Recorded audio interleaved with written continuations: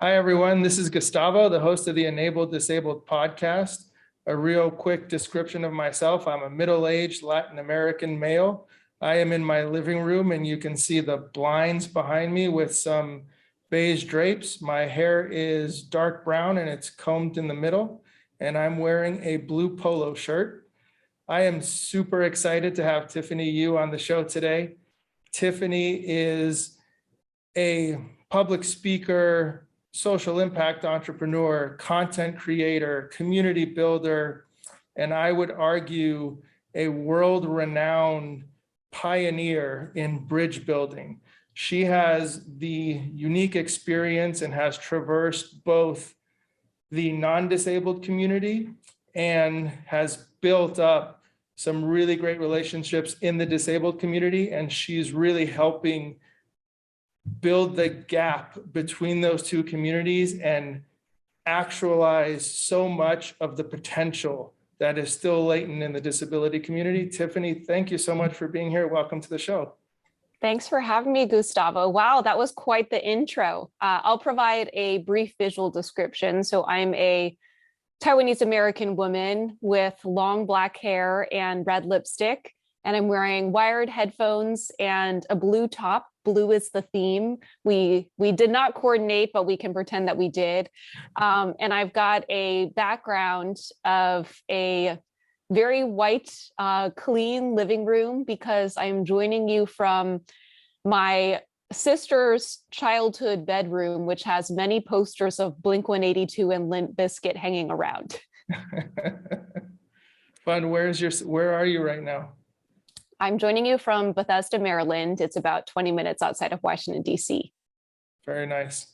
Well, I'm glad you're visiting your sister, and let's get started. So you've been on TEDx 3 times. Your disability origin story is pretty well known, but if we could just give the audience a very brief background of that story before we dive into some other topics, that would be great. Sure. So interestingly enough, the origin story has changed a little as I have come to learn a little bit more about myself. So I often start by sharing that I'm the first generation daughter of a Taiwanese immigrant, my dad, and a refugee from the Vietnam War.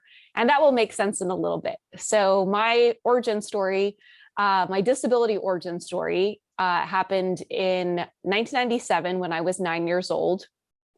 On a car ride home with my dad and a couple of my siblings, he ended up losing control of the car and we ended up getting in a single vehicle car accident. I permanently paralyzed my arm, known as a brachial plexus injury, and also broke my femur and my tibia. If people are familiar with those bones in your leg, I just pretty much shattered some bones in one of my leg. And then much later, I would be diagnosed with post-traumatic stress disorder. And I wanted to start the origin story by sharing that I'm the daughter of Asian immigrants because I spent 12 years after I became disabled not telling anyone about it, not telling anyone about the car accident. I wore long sleeves all the time to try to hide my arm. And I also told everyone that my dad was away on a trip. And I actually think that those 12 years of being silent about my story are actually what exacerbated what ended up becoming a mental health disability, my PTSD. So I have both visible and non-apparent manifestations of disability. That's quite the story, and that had to have been a really difficult experience growing up. Did you, I have spoken to some people recently who have a similar disability, and that they have different circumstances, but they also have one arm or one functioning hand, and they also had a similar experience of hiding it throughout their childhood and into early adulthood. So that's an interesting parallel. But I'm wondering, like, when your friends growing up, did you talk at all about it with them? Did you also try to hide it with them? Yes. Yeah. So the answer is no, I didn't talk about it with anyone. I still remember the first day. Actually, I can remember one time before. So in 2004, 2004, I had an opportunity to do like a month-long summer program in in the UK to learn about theater. And I got to stay with a host family. And I remember being like, okay, Tuesday night, let's get the whole family together. And I told them privately the story of the car accident because I'd be living in an intimate environment with them. But outside of that, I never told anyone. I actually have started to reconnect with some people that I grew up with, and someone who went to elementary school with me.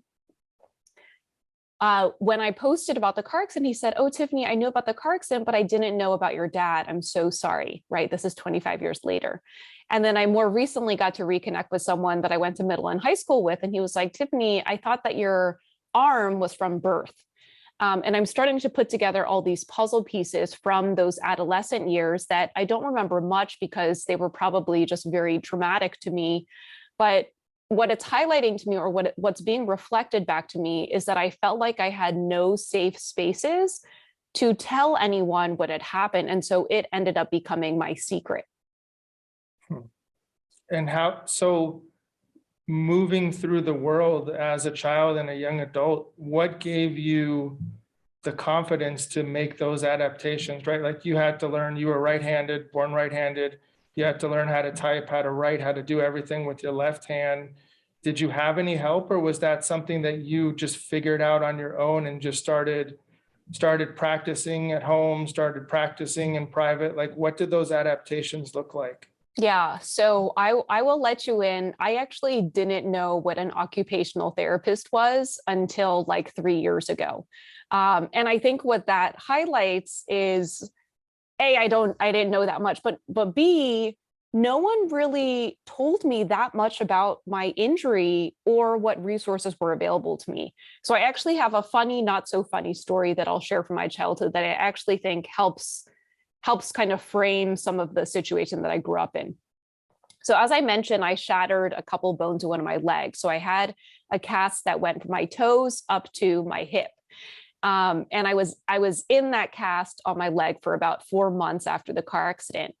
And my family had relocated my mattress to the living room so that I wouldn't have to, navigate any stairs, but no one wanted to bedpan me. So I had to learn, and at the time I was in a wheelchair, I had to learn how to get myself out of the wheelchair, go up a couple of stairs to my usual bathroom that I would go to.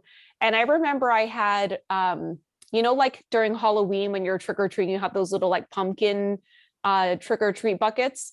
I had a bucket that was turned upside down that when I would use it on the bathroom, I would rest my cast, the foot of the cast where my heel was, on the bottom of that bucket.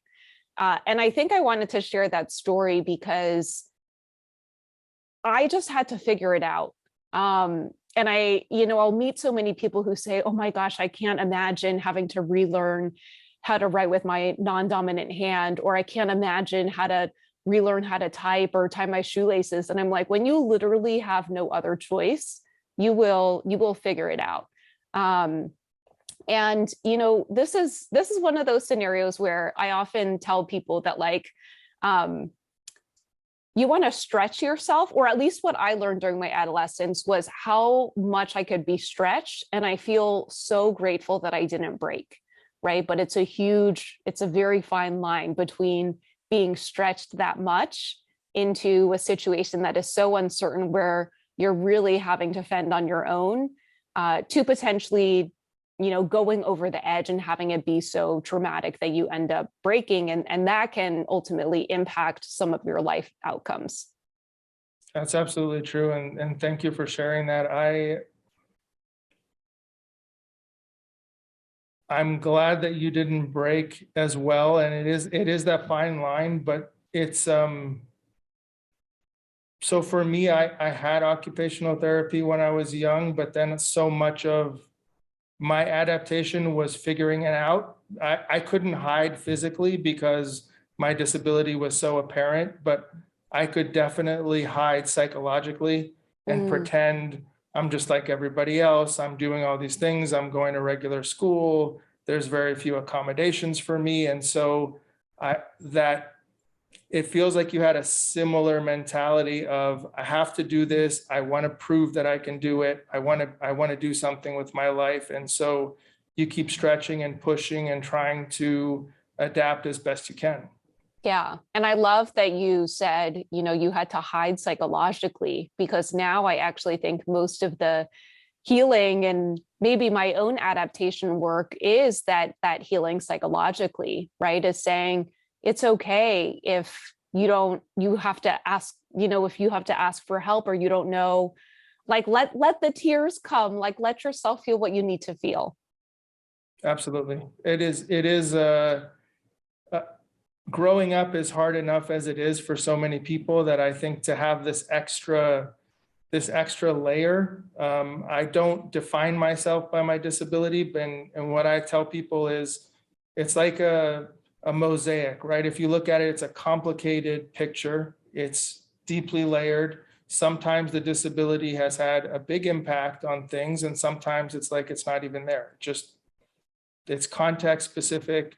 It's depends on the time period of my life and what I'm trying to do, but it's a complicated picture. And I like to think of it as I am the way that I am in part because of these things, not in spite of. And I think the language that we use a lot in motivational speaking that I see is, I've overcome so much. I've done these things in spite of the disability, but it's really because of, it's a part of us that has helped guide, mold, shape, and lead us into the paths that we chose. Yeah. And I think a lot of the reframing now that I think we're seeing from more folks in the disability community is, I overcame all of these things in spite of ableism, in spite of discrimination. Our bodies are the way they are, and there are a couple tools and hacks out there that are very helpful. But sometimes it's, when I reflect on this in one of my talks, but like sometimes the social attitudes of how other people feel about our disabilities feel more damaging than just us trying to live our lives.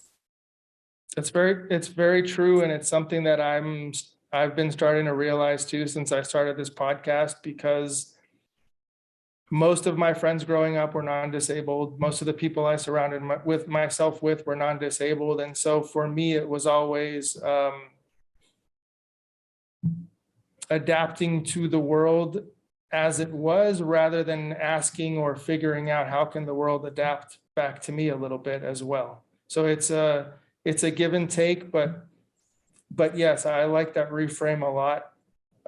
Can you talk a little bit, as you started, you got this great internship in investment banking, and you've had a really beautiful career. Can you talk about, did you ever experience any discrimination in hiring in corporate America? What was that like for you? Because clearly, you went to Georgetown, you're a high achiever, you did really well, but did you ever start to get that inclination of something is here that I need to deal with and that I need to talk about?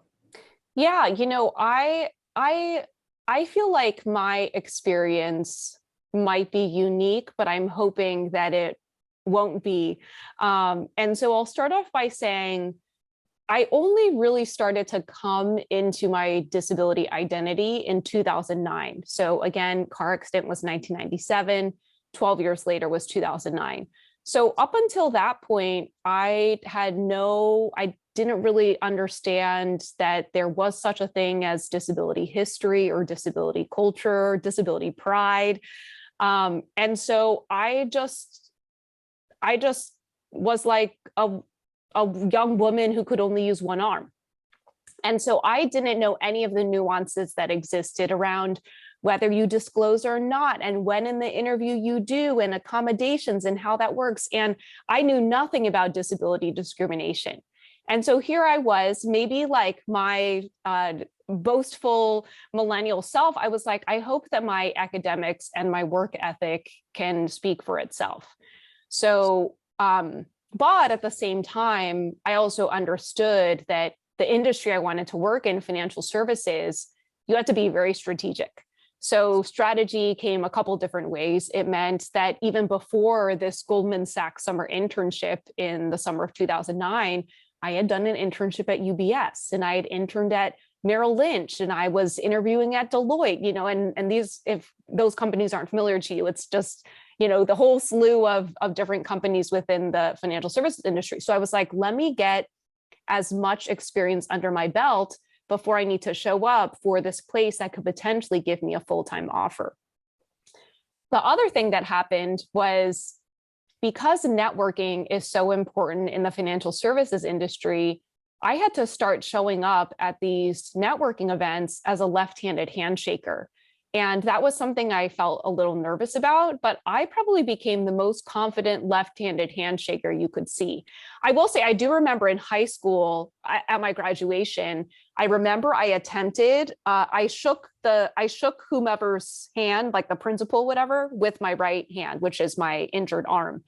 And I remember because of brachial plexus injury, I just have so much muscle atrophy. So it literally takes all of my energy to like try and shake my hand with your hand with my right hand. So I remember I spent so much energy. I was so fixated during my high school graduation, like, how am I going to shake your hand? How am I going to shake your hand? How am I going to shake your hand? And then I was like, whew, first of all, that was too much energy. And the whole thing was just like weird and awkward. I was like, I'm just going to shake my hand with my left hand. So anyway, so that was a little bit of a sidebar, but I started to show up. I made sure recruiters remembered me, right? And I think to your point about the disability as a mosaic and a context dependent thing, like I know that I have a very strong personality. And if my arm was paralyzed or it wasn't, like I would probably still have a strong personality. I'm the youngest of four. So I had to I think that's where that developed. So this is why I talk so much about intersectionality in my work as well, is that I think it's all these intersections and the nuances of not only family experiences, our upbringing, that really contributes to like the entirety of our disability experiences. So all of that to say, I ended up getting that internship at Goldman. Again, having done this internship at UBS and these other internships. And so I had no consciousness around whether or not people were treating me differently because of my disability. But I will say that about halfway through my summer internship at Goldman, the recruiter who helped recruit me gave me some feedback, and she said, "Hey, Tiffany, I want you to know that you deserved your place here. You don't need to have a chip on your shoulder." And I actually think those were the exact words. And I've shared this story a couple of times. But I share that story because I was having a hard summer internship. Like my attention to detail is a big thing in the banking world, and like over communicating. And I was just kind of like not sleep deprived, plus sleep deprivation does not equal attention to detail or communicating well. So I was just having a hard summer. But when she said those words, they like landed on what ultimately ended up being the beginning of my disability journey.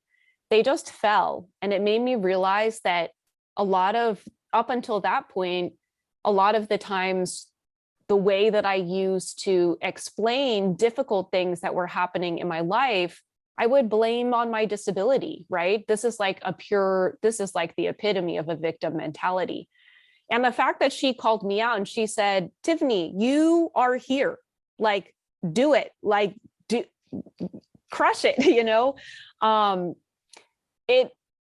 it kind of became this aha moment to me. And I was like, I feel like I haven't been operating at my potential, right? We talk about this stretching, but not breaking.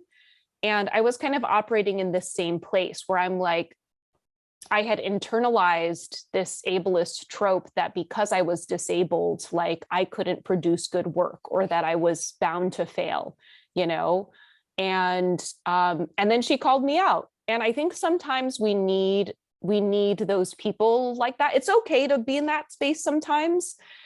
But I think, I don't know, I just love this imagery of a band to say we can be really sad sometimes, but if we're on that side of the band, we can also be really happy sometimes, right? That is what we call being human. Yeah. So yeah, to answer your question, I ended up going to work at Goldman full time. I will say I remember very distinctly one of my managers at the time. It was October, so I was like, oh, I'm going to go speak on this panel with some other, disabled employees at this firm. And he was like, oh, yeah, go do what you need to do. But like, I never consider you disabled, right? Which now looking back, we view that as like an ableist microaggression, because if I literally have a visible manifestation in my arm, imagine the 70% of people who have non-apparent disabilities who don't look disabled, right? But what does disability actually look like? So overall, though, I had, again, very long-winded, I apologize, but overall, I had great experiences. I worked at Goldman. They had a disability employee resource group, which actually became the beginnings and the inspiration for Diversability, for me starting Diversability. And then I went on to Bloomberg. And while I was at Bloomberg, I actually got to co-found their disability employee resource group. So I helped put all the pitch slides together. And then we got to meet with the chief diversity officer. And like, what a cool experience at 24 to be able to do that. And then I ended up getting poached to another company called REVOLT TV. It was co-founded by someone named P. Diddy, who maybe some of your listeners might know, maybe all of us know. My mom's generation does not know, and she also doesn't care. But now I was at a company that was too small for quote unquote employee resource groups, but really prioritize racial and gender diversity, right? Or specifically Black, having Black representation. And it was while I was there that I was kind of like, this company, I think I was the only full-time Asian employee there at the time. And I was like, I want to do some disability stuff again. And so I relaunched Diversability on the side. But all of that to say, I have generally had positive experiences. And I wonder if maybe my trauma response just overlooked the negative ones, or just said,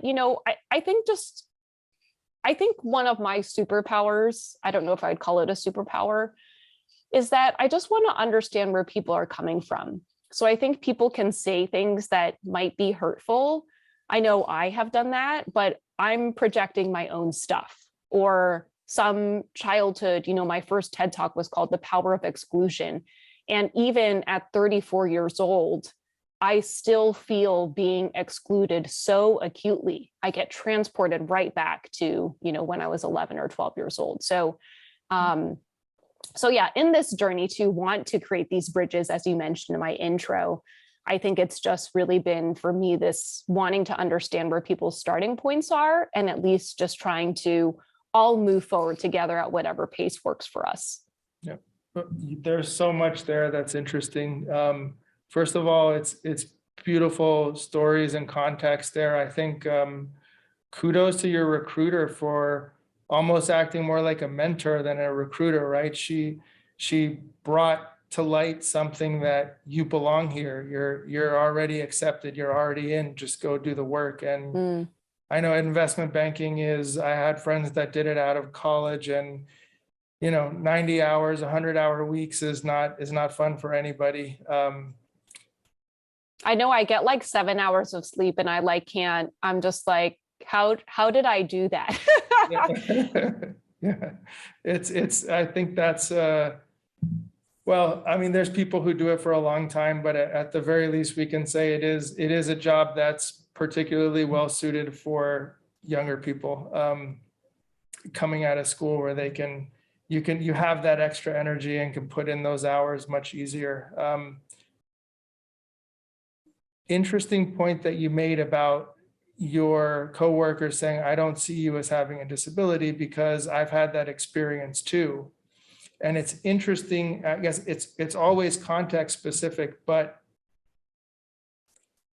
what I think, you correct me if I'm wrong, but what I think he meant to say, or if he had the proper words, was, I don't see your disability as stopping you from being productive, as an awesome employee and belonging here. He just didn't know how to say it. It's like, I don't see you as somebody who can't do something, right? And I know that there's an association with disability and can't, or disability and not good enough, disability, right? Which is the part we need to correct. But I mean, but he probably meant well, right? So, I mean, but that's the thing about microaggressions, right? Is that usually they're unintentional, right? And they are kind of like backhanded compliments. So, I mean, I think that I will acknowledge there are things I can't do because of my disability, and that's okay, right? That's part of what I think defines the disability experience. But there are also, and this is not to diminish a disability experience, there are also things that many people can or can't do. Not everyone can be an investment banker, right? I probably would be a horrendous package delivery person. And actually, one thing that I'm reminded of that I cannot do frequently is put my carry-on luggage in the overhead compartment on a flight. So so I'm okay. I'm okay that I can't do things. I mean, I think so usually when people make that remark of, I don't see you as disabled, I will come back to them and just get curious and say, well, what are you attributing to a disability experience that I don't match, right? And maybe, as you mentioned, it's that we can't be productive, right? Or we can't be good employees. But so much of, I think, the reason why you have this podcast, the reason why we all do the work that we're trying to do, is we want to challenge all of these stereotypes, right? Yeah.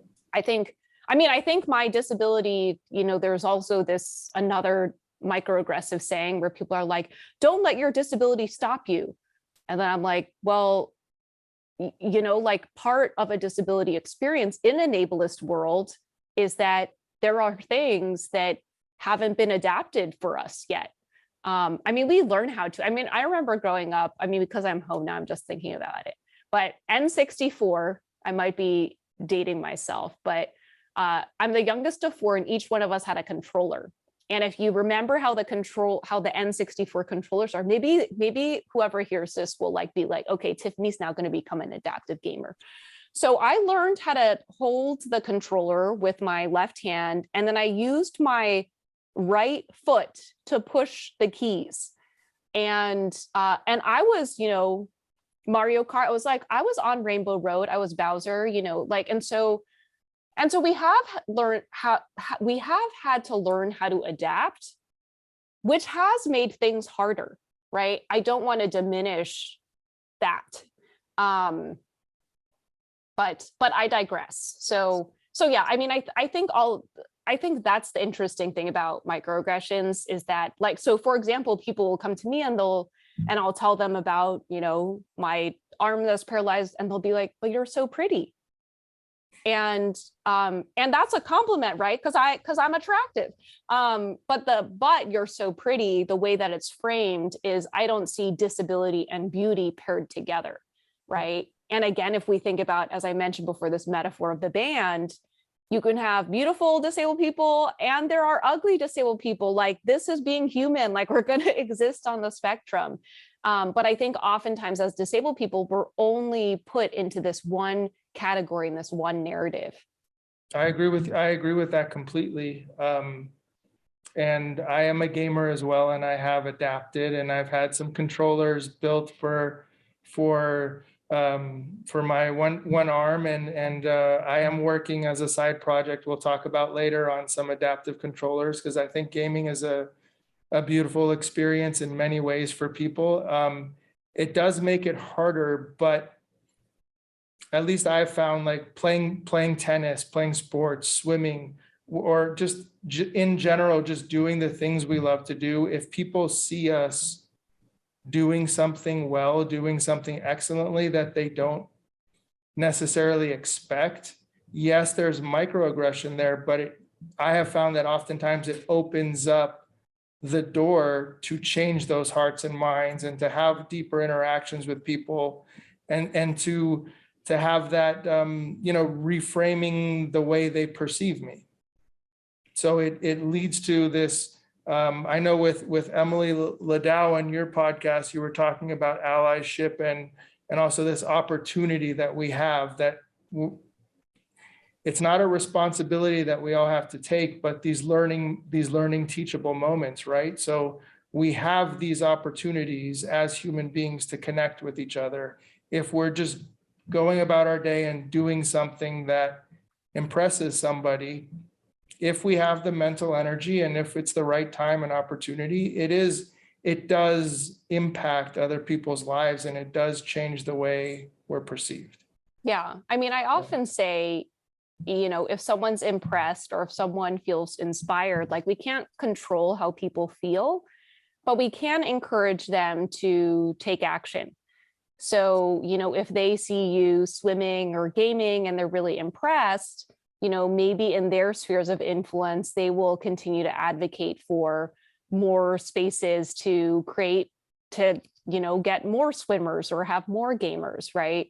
And so I think it's all an ecosystem that kind of exists together. But I think just feeling the feeling of being impressed, like seeing someone and thinking that they're impressive or being inspired by them, I want to take it to the next level and say, okay, those are a great feel. I'm so glad that you feel those things. I mean, versus like a pity or, some other things that you could feel. But now that you feel those things, like, is there a way that we can actually turn that into tangible action? Because there are still a ton of disabled people who are feeling very excluded, feeling like second-class citizens, feeling dehumanized. Can we open up pathways for them? Absolutely. And so what do you think in all of this work that you've done, these companies that you've been involved, what do you think the non-disabled community is still missing? I mean, they're probably missing a lot of things, but what are some of the messages that you feel that still aren't hitting home, and why do you think that is? So there was recently, I mean, I'll share two pieces of research. So one piece of research was from the Bureau of Labor Statistics, and I think they had interviewed like disabled people as to why they felt, what was the reason why they felt like they didn't get the job or they didn't apply to it. And the overwhelming number, I mean, there were some answers that were like inaccessible transportation, like lack of flexible hours. But the overwhelming response was that the disabled person felt like their disability got in the way of them doing a good job without work. So that was kind of like data number one, is within our own community, we have internalized so much of this harmful messaging that the expectations are set so low that we start to believe them. That's kind of number one. Then number two was a study was done where they interviewed like hiring managers and HR people, asking what was the number one reason why you didn't hire like the disabled candidate. And the number one reason was that they didn't know what the disabled person could or couldn't do. So they were already making assumptions based on that person's disability about what their capabilities were. And so as we kind of look at how this system all works together, we have a policy in the place, right? At least here in the US, called the Americans with Disabilities Act. And probably there's some form of it or the Convention of Rights on People with Disabilities through the UN that a lot of people have signed on to, that is supposed to protect our rights. So we've got the law thing. Implementation is a different question, right? But in order to get effective implementation, you do need what you use those words that I use, you need the hearts and minds. You actually need people to believe. I fundamentally believe that disabled people are magic and valuable and worthy human beings who are going to contribute so much to my workspace. And so when you see that disconnect happening between the policy and the non-disabled, HR managers not knowing what disabled people can or can't do, it's that hearts and minds piece that is kind of actually going to create that bridge. So we actually, so much of this work is what I call I call it intimacy, but Mia Mingus uses the term access intimacy, which is, access intimacy, at least the way I understand it, is that I can show up to a place and I don't feel like I have to ask for special permission to show up. and I am embraced fully in who I am. And a good example, because it sounds like you are a fellow one-armed folk. A good example could be if they made sure enough at a buffet, if they made sure there was enough table space out front that I could place my plate while I serve my food. Because I don't know if you've been to buffets where it's literally at the edge and then I got to like figure out how to hold my plate. But another example that happened like right before I got my internship at Goldman was there was this really great nonprofit called Lime Connect, where their mission is to rebrand disability through achievement. And they have all of these great corporate partners. Actually the ones I worked at are some of their partners like Goldman and Bloomberg. I think like Target was on there. And they hosted a networking session, right? Because these were all financing people with their recruiters, but everyone who showed up had a disability and none of us disclosed, but it was like the first networking session I went to where I was just like, whew, like no one's going to be staring at my arm. I just do my confident left-handed handshake. And I will say some of those recruiters that I met at that Lime Connect session, I'm still in touch with. Now they work in different spaces, but they were the ones who showed me, here's what it looks like here's what a networking event can look like where you feel safe. And I know we throw around this term like psychological safety a lot, but anyway, your question was what are non-disabled people missing? And I think it's just the bridge that needs to happen is this intimacy that Emily Ladau also talks about, right? In order to make the world more accessible, we need to make the disability experience more accessible to the world. So the people who, support you in the swimming and the gaming, you have now created a friendship, and that's a level of intimacy that they now understand your experience. And how can we create that at scale, right? That's the big question, because there are so many more of us out there.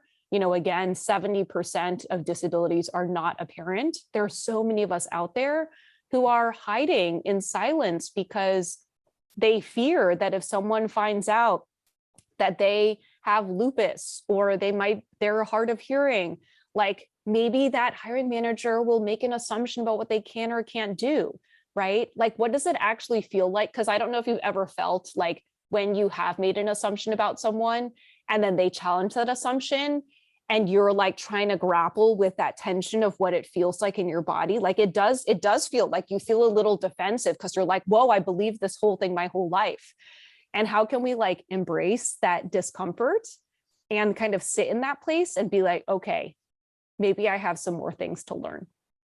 Yeah, the open-mindedness and the curiosity, all of those things. And I'm an entrepreneur. I own my own business with my brother for 15 years. So it's interesting that sometimes disability does come up with clients and sometimes it doesn't. And I usually use those as teachable moments when it does come up with clients. But what I find interesting too about what you said is, how can we as people with a disability tell better stories about what we bring to the table? I'm going to assume most of the time that somebody new that I'm meeting is going to make certain assumptions about me, about how I walk. I use the prosthesis. I'm shorter than normal. All of these things. I know that there's all these assumptions going on in their brains. And I think it's at least my responsibility in part, if I want to get hired or if I want to earn somebody's business, to build that trust. And the more I understand about what I bring to the table and what my worth is, the better chance I have to communicate that to somebody else. I mean, that's such a great question. I think there's part of me that says, I don't want to have to convince someone that I am valuable and worthy, right? But yeah, I mean, I think for you as an entrepreneur, like one of the things I'm thinking about is that relationships take years. Even if I think about some of the partnerships that Diversability has done, like I've known these people for 4+ years. I just did a speaking engagement. She was like, oh, we were connected on LinkedIn. And then I looked and we connected in 2012 because we met at a happy hour that the nonprofit she was working at was hosting, right? And so I think people are going to make assumptions. One time, I'll tell a little sidebar story and then I'll come back. But one time I met a girl who had a facial difference, and she had like a lot of surgeries on her face, and she was maybe 11 or 12. And I was sitting with her and I was kind of just reflecting on like how she was me, many years ago. And then she turned to me and she goes, do you have any questions about my disability? And I was like, whoa, at 11 or 12 years old, to be so comfortable, want to open up a conversation, create that invitation, because a lot of people are nervous to ask questions. I was like, if this is the future, like if she is an example or a microcosm of what the future is going to look like, I feel very hopeful, right? Because at that early age, she's very open. And again, we don't owe anyone, talking about our medical things, but I actually, I think that's why if you look at my like LinkedIn highlight reel, I think that's why I work so hard. Like I double majored in college and I double minored as well. And I did an internship or an intensive language program every summer because I knew that, and when I was recruiting, it was like right after 2008. So like we're in the recession. And I'm trying to get an internship in a place, in an industry that is potentially crumbling.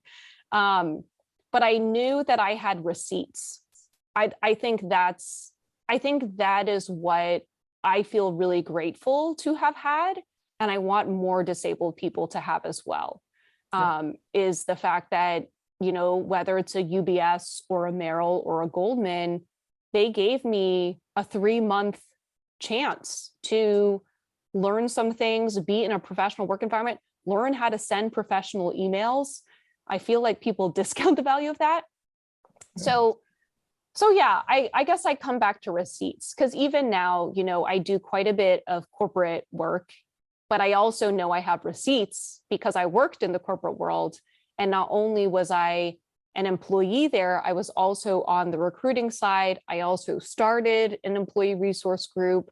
I also got to work at a company that did prioritize some aspects of diversity and made it work. And I think that if we can draw on whatever your equivalent of those experiences are, I know you have them, right? But I will also highlight that, at Diversability, we just welcomed our 9th team member today. And I will acknowledge that a lot of us probably have gaps on our resume or probably don't have,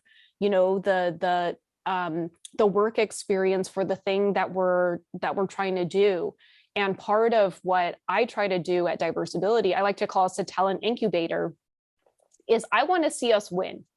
So if we need to take you in, maybe you don't have that much social media or I think about, we just hired a writer like a couple of months ago, and she had only been published in one place. And she had published a children's book. And Ariel was like, I've done this writing and I want to do more, but I have imposter syndrome that I'm not a writer. And now she's our team's writer. She's literally pumped out like 4 pieces so far across like Thrive Global, like Women Enable. We're going to have one in the World Institute on Disability. I'm like, you're getting into all of these places, and it's like, I want to do that for more people. So yeah, I mean, I do think it has to be this combination of like, unfortunately, because you mentioned that when I shared my origin story, like, other people who have limb differences, who for a period of their adolescence, like hid it or didn't tell anyone, like all of us kind of have this coming into our own story. And I think that mine came with the receipts. And I want to figure out like what those receipts look like for other people. Because once, like, you can never take away the fact that I was, ranked in the top bucket of my performance class at Goldman as a one-handed investment banking analyst who types with one arm. I can't carry all 45 pitch books, but I'll bring a roller luggage to try and carry some of them. So, that was my hack. But yeah, I think it's like, we've been stripped away from so much for such a long period of time that I actually do think it has taken me some work, and I'm still doing that work to try and build up my own self-confidence and my own self-worth. And so even if I'm doing that, I can only imagine what other people within our community and the work that they need to do to build themselves up too. Absolutely. Right? Absolutely. And congratulations, by the way, on the 9th hire for Diversability. Oh yeah, thank you. I'm part of the Facebook group. We love it. And I don't want to, I know that like a lot of people's minds tend to think of either we need to do this or we need to do that. And I like to think of both and. So we need to help companies create more safe spaces where those assumptions aren't made. But just think of it as any candidate. If you're interviewing anybody for a job, it's partially on the onus of that candidate to prove that they're right for the job, that they're going to fit with that culture, that they're going to be a good hire, because the employers are taking a risk. You don't know if that person's going to work out. You don't know if their resume is fully accurate. You can't background check everything. So I think it's a both and combination of, we can do a better job and we can teach people. That's part of what I want to do. We can teach people how to tell better stories about themselves, how to become more employable, but we also need more of those companies that give us a chance. Yeah. And I will also say that, like, everyone who joins the Diversability team, we bring them on for a 3-month trial period. And we've had people who didn't make it past their trial period, right? And so I think that's why I like the internship system. And I don't want to tell, like, but I do feel like Goldman had me for a summer and then they had me back, but they probably thought they were taking a chance and taking a risk. And you do that on any hire, right? And so I actually saw an interesting LinkedIn post the other day where I think Coinbase had like let go a lot of their staff. And the post was like, these employers don't care about you, in this capitalistic society, like, you got to fend for yourself. So I don't know where I was going with that, but I think I just wanted to highlight, like, I like the idea of letting me show you what I can do, but I know that we don't get that chance a lot, right? Because these employers are putting in, onboarding someone takes a lot of energy and a lot of time. And so if there's an opportunity to like do an apprenticeship or, an internship if someone is still in school, to figure out, like, is this person in the right role? That I think can help ease more of us into the workplace and help kind of dispel some of those hiring managers' assumptions about what they think we can or can't do. And there's a really great quote from Kathy Martinez, who I think she's now at Disability Rights Advocates, but she has a quote that says, in order to, like, it says something, and I'm going to paraphrase, but it says, like, in order to overcome your fear of being uncomfortable around or not being sure what disabled people can do, you should just hire disabled people so we can show you what we can do. And then we're not special anymore. And we end up becoming, like, co-creating the fabric of this culture together, right? But how do you get that chance, right? And that point right there, is being given that chance, is what I think a lot of us are missing within the disability community, and a lot of employers are missing out on. Yep, 100%. And I'm still working on that too. I don't know what the answers are, but I think at least part of the answer, I suspect, is if we phrase the language in their terms, right? They're taking a risk, they're hiring somebody they don't know, just like any other human being. If we can convince them that we are a good investment, that there is tremendous latent potential that's not being actualized here, and we can tell better stories about ourselves, I think they may see this investment is actually worthwhile, right? We are not doing a good job as a society, period. Malcolm Gladwell talks about this, at actualizing human potential across the whole range of humanity. Like, we are doing a poor job of that. If we can come to terms with that and understand that we're not doing a good job of that, then we can start to make more flexible systems. We can start to create, more adaptable environments and really actualize all of that wasted human potential, which is just a terrible thing to waste. I mean, I do feel hopeful. Maybe I'm the eternal optimist, but I do feel hopeful that it's changing, right? I mean, I think about how, many of us have been advocating for remote work forever. And it took a pandemic for us to realize, hey, and Zoom, probably is very happy, but now, I guess I'm hoping that it opens up more pathways for those of us who want to work in the safety of our own home, where we're not subject to different types of microaggressions, and we can work in the way that works best for us, right?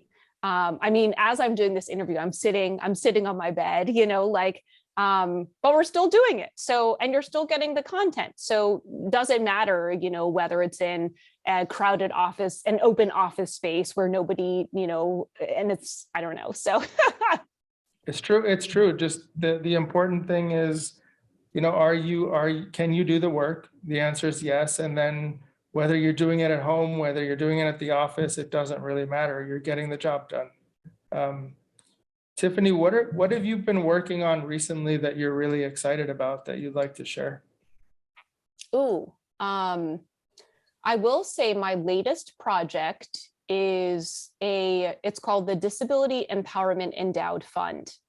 And it was launched around this time last year. And so far we have raised around 65,000 of the 100,000 that is needed. And I wanted to specify why I'm really excited about an endowment, or why I'm just really excited about this in general. So if I think about where I want to spend kind of my next energy over the next little bit, is I want to focus on what I'm calling disability-centered economic justice. And to me, I translate that to, how can we get more money in the hands of disabled people so that they can do the things that they need to do to live and thrive in the current society that we're in. And I think that this disability endowment is kind of like my first foray / commitment into that. And so this is going to be housed at Georgetown University, which is where I went to school. And if you don't like Georgetown, that's okay. But please, if you have the means, please make a tax deductible donation. But once it's fully funded, what will end up happening, and why I'm excited about an endowment, is that it will exist in perpetuity, which means forever. So the fund will not need donations anymore after the first 100K. It will continue to get reinvested, and a small portion of it will get dispersed every year to support disability initiatives. And that can include scholarships for new students. It can include disability research, because for people who are very data oriented, we always need the research. It can support student clubs. Georgetown has been looking into building a disability cultural center, which is separate from disability services, disability culture. We have our own culture and history and pride. It can go to support speakers or so many other things. And it's going to sit under the Disability Studies Department. But I guess I'm just really excited. For me, this is how I think about systemic change, but in my sphere of influence. So I don't have connections to the White House yet. And, while I was in San Francisco, I was on the San Francisco Mayor's Disability Council. But it was also really frustrating to be on that council because we were only an advisory body, and so now I'm putting real dollars into something where I went to school, and it's going to get invested in a way that makes it exist forever. And when it exists forever, what it signals to me, and hopefully Georgetown and hopefully the broader world, is that disability and investing in disability is going to matter forever. So that's kind of like project number one. I will share one other project. I think over the last year at Diversability, we ended up launching a smaller group outside of our Facebook community that has about 5,000 members in it, and it's called the Diversability Leadership Collective. And to me, part of that is not only am I super excited about the talent incubator that we've built within our core team, but how can I kind of like pay it forward to members of our community? So that means, how can we get you more paid opportunities, or how can we get you more visibility opportunities? Because the more of us, and Gustavo, like this is your work, the more of us that are sharing our stories effectively, the more that we can start to just like sway, right? So Tiffany's story is great. Like those of you who are listening to this, like know Tiffany's story very intimately, but it's not just Tiffany's story, right? There are a billion of us. I want to know Gustavo's story and Nico and Nicole, you know, and so I've been spending a lot of my energy and time on how can we impart this empowered knowledge that it seems like both you and I feel onto this next generation of advocates. That's absolutely fantastic. And hopefully the foundation becomes a model for other universities and other institutions and other family offices to start foundations of their own. I mean, there's so many, I've met so many entrepreneurs that have had such a challenge. They've got brilliant products with assistive technology, and they have a really hard time getting funding. There's so many, there's so many people coming up with so many great ideas that are hitting those roadblocks that are not necessary. Yeah. And isn't it, I mean, it's so fascinating to me that sometimes the assistive technology that was designed without any input from the disability community gets millions of funding. Because again, I think it comes back to this whole assumptions thing. I mean, I don't know how to get people to not assume things. I mean, we're making assumptions and judgments all the time, but people are just assuming that we want things without even asking us. And that also doesn't feel good, right? But I will say, I have noticed a lot of movement around disability entrepreneurship. You know, there's someone named Diego who runs Together International. He was on the podcast. I know Diego. Oh, great. Wonderful. You know, runs the Disability Startup Network, yeah. Verizon, and Remarkable and Google, I think are all starting to put more funding into disability entrepreneurship. It's just, what does it look like? What does it look like at scale? You know, I look at, you probably know, do you know Alvaro Silverstein from Wheel of the World? I don't know him personally. Yeah. We should get him on your podcast. He just raised a couple $1 million, and now he's been, you know, focused on fundraising as well. And then we actually hosted an event recently with John's Crazy Socks. And it's a father-son duo, and the son has Down syndrome. And we had them, and they were talking about how they make it a priority that at least half of their staff has disabilities, right? And so they're providing job opportunities as well. And I think when I looked at when I was looking at their different stats, I think they're in the multi-million dollars. So I think they're doing pretty well. And we all need, and pre-pandemic, we all needed socks. I'm wondering now that maybe we'll need socks again, but I haven't worn socks in a long time. Yeah, and I also I know that one of your LinkedIn presentations, and I'm on the board of directors of Omnium Circus, and they're doing a phenomenal job as well of hiring people with disabilities, really creating an organization where it is representative of the diversity in our world and hiring the best people for the best roles. And it's beautiful to see all of these things coming up. We just need, like you said, we need more of it, and we need it at scale. Yeah. And I actually, if anyone has ideas what the at scale part of that might look like, let me know.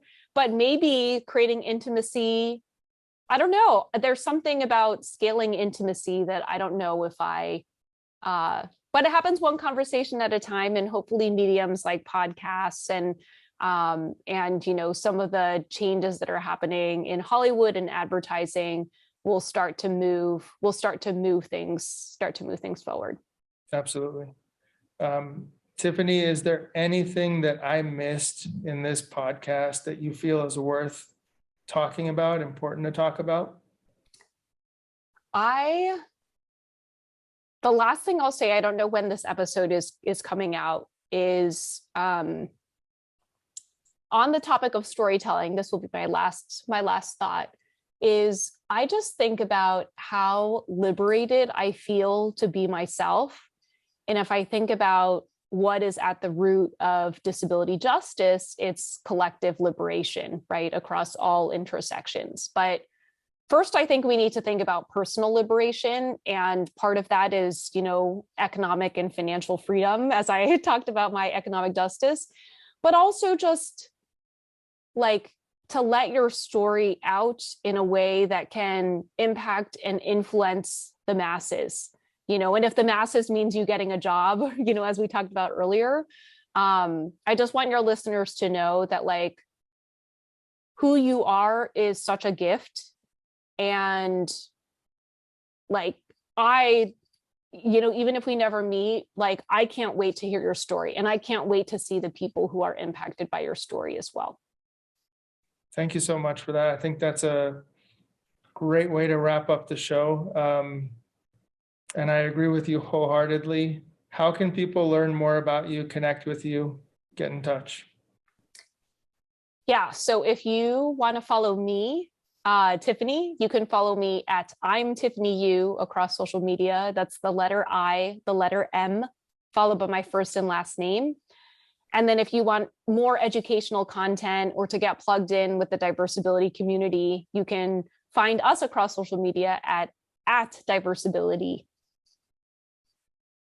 Perfect. And I also highly recommend your podcast, Tiffany and You. It's absolutely fantastic. And I encourage everybody to go listen. Oh, I appreciate it. We're currently gearing up for season 3. Fantastic. Tiffany, thank you so much for being so generous with your time, for all of these great stories and thoughts. And I really appreciate you being on the show.